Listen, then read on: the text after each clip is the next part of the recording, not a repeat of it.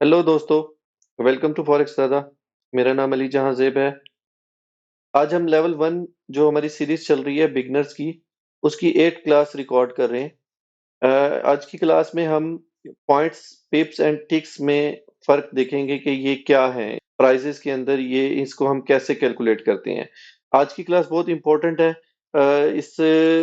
इस क्लास के बाद हम लॉट साइज जब अपनी कैलकुलेट करेंगे तो ये हमें बड़ा उसमें मेन रोल है इन चीज़ों का। तो इसको ध्यान से समझिएगा और बार-बार अगर इस वीडियो को देखना पड़े तो आप इसको रिपीट करके देख लीजिएगा। टेक्निकल सी चीज़ें हैं। इसको मैं आसान आपको अगर नॉर्मल ट्रेडिशनल लाइफ़ की मैं आपको एग्ज़ाम्पल दूँ तो दुनिया के अंदर कोई भी चीज़ खरीदने के लिए या बेचने के लिए उसकी एक इकाई, एक यूनिट उसको एक नाम दिया जाता है, उसकी एक वैल्यू बनाई जाती है। फॉर एग्जांपल आपने कोई कमोडिटी बाय करनी है तो उस कमोडिटी के अंदर आपको वेट बाय वेट आएगा, आपको केजीज में, औंस के अंदर, ग्राम्स के अंदर। और अगर आपने कोई लिक्विड आपने बाय करना है तो वो लीटर्स में, मिलीलीटर्स में आप उसको बाय करते हैं। लाइक अपनी गाड़ी में जब आप पेट्रोल डलवाते हैं तो वो लीटर्स आप बोलते हैं कि मुझे इसमें 50 लीटर्स जो है ना वो मुझे इसमें डीजल या मेरा पेट्रोल इसमें डाल दें। सेम लाइक जब आप कोई लैंड परचेज कर रहे होते हैं तो वो आप फीट्स के अंदर या मीटर्स के अंदर आप उसको मेजर करते हैं, स्क्वायर फीट या मरला, या आप उसकी इसकी इसको एक इसकी एक यूनिट होता है आप जिससे उसको आप कॉल करते हैं। सेम इसी तरह फॉरेक्स के अंदर ये जो प्राइसेस हैं, ये इनकी जितनी मूवमेंट होती है उसका उनके यूनिट्स हैं, ये यूनिट्स हैं बेसिकली। इसमें सबसे बड़ा यूनिट जो होता है वो पॉइंट होता है। पॉइंट के अंदर पिप्स होते हैं और पिप्स के अंदर टिक्स होते हैं। पिप्स हमारा ज़्यादा लैंग्वेज जो यूज़ होती है वो हमारी पिप्स की होती है। जैसे हम किलोग्राम ज़्यादा यूज़ करते हैं बनिस्बत ग्राम के। कोई मतलब हमने कोई बहुत कोई ऐसी चीज़ लेनी है जो थोड़ी क्वांटिटी में डलती है, जैसे सॉल्ट है, 100 ग्राम सॉल्ट दे दें, 200 ग्राम की पैकिंग होगी। कोई स्पाइसेस के अंदर आपको जो वो चीज़ें ग्राम में आती हैं। बाकी आपने शुगर बाय करनी है तो आप 1 केजी, 2 केजी, आपने राइस लेना है तो 1 केजी, 2 केजी, आप 5 केजी, 25 केजी राइस इस तरह बाय करते हैं। केजीस ज़्यादा यूज़ होता है। सेम लाइक हमारी लैंग्वेज में पिप्स ज़्यादा यूज़ होगा, जो हम आगे जब हम लाइव ट्रेडिंग में बैठे होंगे और हम इसकी प्रैक्टिकल कर रहे होंगे लाइव अकाउंट के ऊपर, तो हम जो पिप्स में मैं आपको कोई बताऊँगा कि इसको 30 पिप्स में आपने कैलकुलेट करना है, स्टॉप लॉस 30 पिप्स, 20 पिप्स का लगाना है, टेक प्रॉफिट 50 पिप्स का लगाना है, तो आपको पता होना चाहिए कि मैंने पिप्स को कैसे कैलकुलेट करना है। फॉरेक्स के अंदर 3 किस्म की प्राइसेस आपको देखने को मिलेंगी। कमोडिटी अलग चीज़ है। करेंसी के अंदर 2 किस्म की आपको प्राइसेस मोस्टली देखने को मिलेंगी। एक डेसिमल पॉइंट के बाद 4 डिजिट प्राइस होगी और डेसिमल पॉइंट के बाद 2 डिजिट प्राइस होगी। इसकी एग्ज़ाम्पल यूरो यूएसडी है और इसकी एग्ज़ाम्पल यूएसडी जेपीवाई है। गोल्ड से हम स्टार्ट करते हैं। गोल्ड हमारा सबसे ज़्यादा ट्रेड होने वाला पेयर है। हम 99% जो ट्रेड्स करेंगे, वो हम गोल्ड पे करेंगे क्योंकि ये बहुत वॉलेटाइल पेयर है। इसमें वॉल्यूम बहुत ज़्यादा होता है। बड़ी जल्दी-जल्दी इसमें आपका टेक प्रॉफिट की तरफ आप जा सकते हैं और छोटी-सी मूवमेंट में आपको बहुत बड़ा प्राइस डिफरेंस को मिलेगा। अब इसकी मैं आपको समझा दूँ कि 1 पॉइंट जो गोल्ड की मूवमेंट होती है, उसमें 10 पिप्स होते हैं और जब 10 पिप्स हैं, वो इज़ इक्वल टू 100 टिक्स हो गई, या दूसरी ज़बान में 1 पिप अगर हम कहें कि गोल्ड 1 पिप मूव हुआ है, तो उसके लिए 10 टिक्स मूवमेंट ज़रूरी है। टिक क्या है? सबसे पहले आप टिक को समझ गए तो पिप निकालना आसान हो जाएगा, और अगर आप पिप को समझ गए तो पॉइंट्स के लिए आपके लिए आसानी हो जाएगी। हम ये अलग मेमोराइज़ करना है आपने, इसकी कैलकुलेशन अलग है, ये कैलकुलेशन अलग है, इनका दोनों से कोई ताल्लुक नहीं है, इनके अलग सिस्टम चलता है, ठीक है? सबसे पहले गोल्ड को आसानी से अगर आप कर लें तो गोल्ड में डेसिमल पॉइंट के बाद 2 डिजिट होते हैं, ये देखें, डेसिमल पॉइंट के बाद 2 डिजिट्स हैं, ठीक है? इसमें जो सबसे लास्ट डिजिट होता है इसको हम टिक बोलते हैं। 1 टिक की मूवमेंट हुई है, अगर प्राइस डेसिमल पॉइंट के बाद 50 से 51 आएगी तो हम कहेंगे कि 1 टिक प्राइस अप गई है। 1 टिक प्राइस अप गई है। इसी तरह अगर डेसिमल पॉइंट के बाद 50 से 40 हो गया, मतलब डेसिमल पॉइंट का जो नेक्स्ट डिजिट है यही चेंज हो गया है, तो ये 10 टिक्स की मूवमेंट हुई है। 50 minus 40 is equal to 10। 10 ticks जब मूवमेंट होगी तो इट मीन्स कि ये 1 पिप है। अब याद करने के लिए, आपको आसान बनाने के लिए, कि गोल्ड के अंदर जब भी डेसिमल पॉइंट के बाद वाला डिजिट चेंज होगा, प्लस होगा या माइनस होगा, तो वो 1 पिप की मूवमेंट देगा। 10 पिप्स जब ये मूव कर जाता है तो आपका एक पॉइंट चेंज हो जाता है गोल्ड। 26 से 25 पे आ गया है तो ये 1 पॉइंट मूवमेंट होगी है, इसके बिहाइंड 10 पिप्स हैं। गोल्ड जब भी अपनी मेन प्राइस में 1 डिजिट का इजाफा करता है या 1 पॉइंट का इजाफा करता है, तो वो 10 पिप्स की मूवमेंट होती है। मैं आपको कहूं कि अगर प्राइस 2360 है, यहां से हमने टेक प्रॉफिट लगाना है 30 पिप्स का। तो अब आप मुझे बताएं क्या क्या लगाएंगे। एक लम्हे के लिए सोचें, मैं आपको जवाब देता हूँ।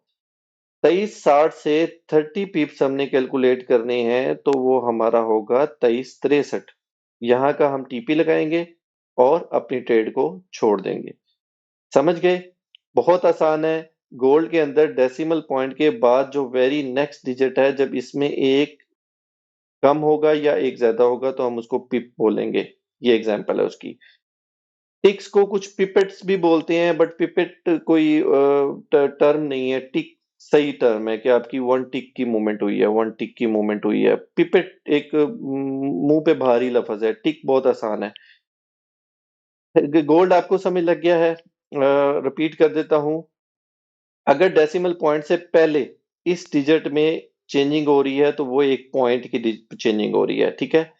लाइक 26 से जब प्राइस 25 पे आई तो 1 पॉइंट की मूवमेंट हुई है, जो कि हम नॉर्मली यूज नहीं करेंगे, ये हमारी लैंग्वेज का हिस्सा नहीं है। ये एक फॉरेक्स की जबान में हम पिप ही मूव की लैंग्वेज यूज करेंगे।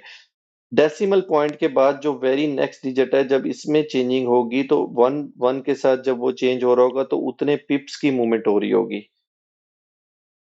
तो ये गोल्ड, मुझे यकीन है कि बड़ी आसानी से आपको समझ लग गया होगा कि गोल्ड के अंदर जो पिप है वो डेसिमल पॉइंट के बाद वेरी नेक्स्ट डिजिट जो है ये 1 पिप है। अब आ जाते हैं 4 डेसिमल के बाद जो 4 पॉइंट्स करेंसीज हैं। यूरो यूएसडी उसकी मेन एग्जांपल है, जीबीपी यूएसडी है। उसके बाद ये देखें, ये 4 डिजिट है, 4 डिजिट है। इसमें जो फिफ्थ डिजिट आ रहा है ना, ये टिक है। ठीक है, इसको आपने वैसे इग्नोर ही करते हैं, हम इसको प्राइस का हिस्सा नहीं मानते, लेकिन ये आ रहा होता है।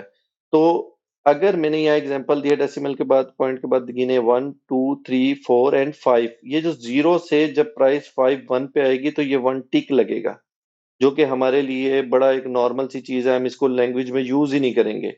लेकिन जब 10 टिक्स की मूवमेंट हो जाएगी तो 10 पिप्स है। इट मींस के फोर्थ डिजिट जब चेंज होगा, डेसिमल के बाद फोर्थ डिजिट जब चेंज होगा, 5 जब 6 में कन्वर्ट हो जाएगा तो 1 पिप की मूवमेंट हो जाएगी। मैं आपको कहता हूं कि थर्ड यहां से आपने प्राइस है, इसके ऊपर मैं ये छुपा रहा हूं इसको। प्राइस है जी 1.0915। मैं कहता हूं कि 30 पिप्स का इसके ऊपर टेक प्रॉफिट लगा दो। हम बाय की ट्रेड में बैठे हुए हैं।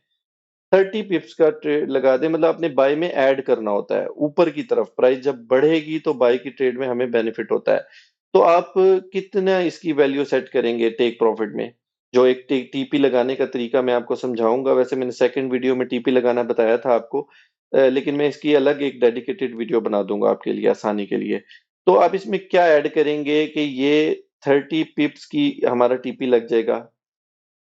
मैं आपको आंसर देता हूँ।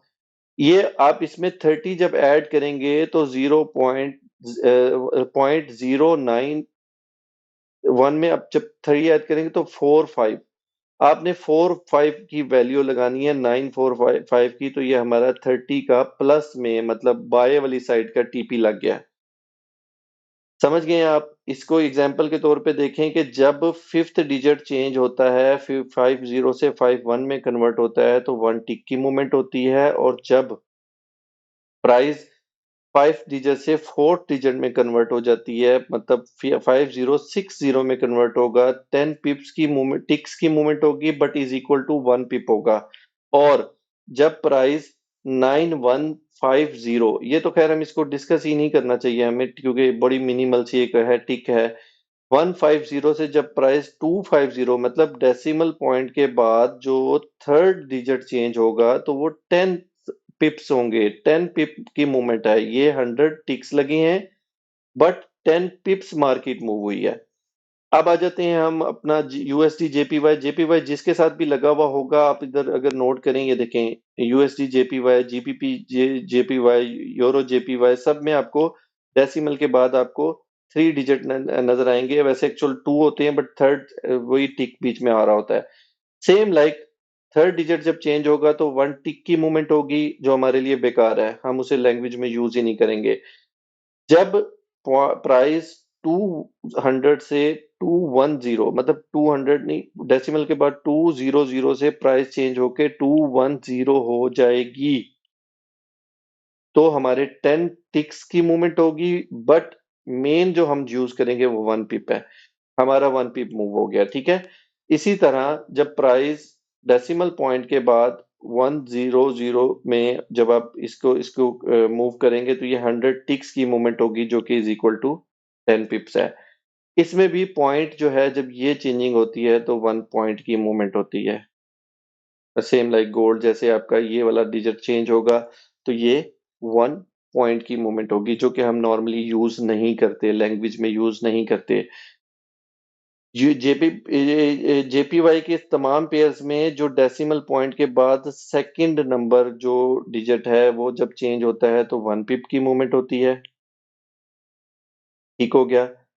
इसी तरह गोल्ड के अंदर जब डेसिमल पॉइंट के बाद 1 जो नेक्स्ट चेंज होता है तो ये 1 पिप होता है। यूरो यूएसडी पेयर के अंदर जब डेसिमल पॉइंट के बाद फोर्थ डिजिट चेंज होता है तो ये 1 पिप और 1 पिप प्लस या 1 पिप माइनस होता है। मुझे उम्मीद है कि आज की वीडियो आपको समझ लगी होगी, नॉलेज मिला होगा। इसको दोबारा रिपीट करके देखिएगा। वीडियो पसंद आई हो तो इसको लाइक शेयर करें, कमेंट करें और कमेंट लाजमी किया करें। मुझे अच्छा लगेगा आपकी जो भी पॉजिटिव या नेगेटिव जो भी रिव्यू है मेरी वीडियो के बारे में। सब्सक्राइब लाजमी कर लीजिएगा। मिलते हैं नेक्स्ट वीडियो में।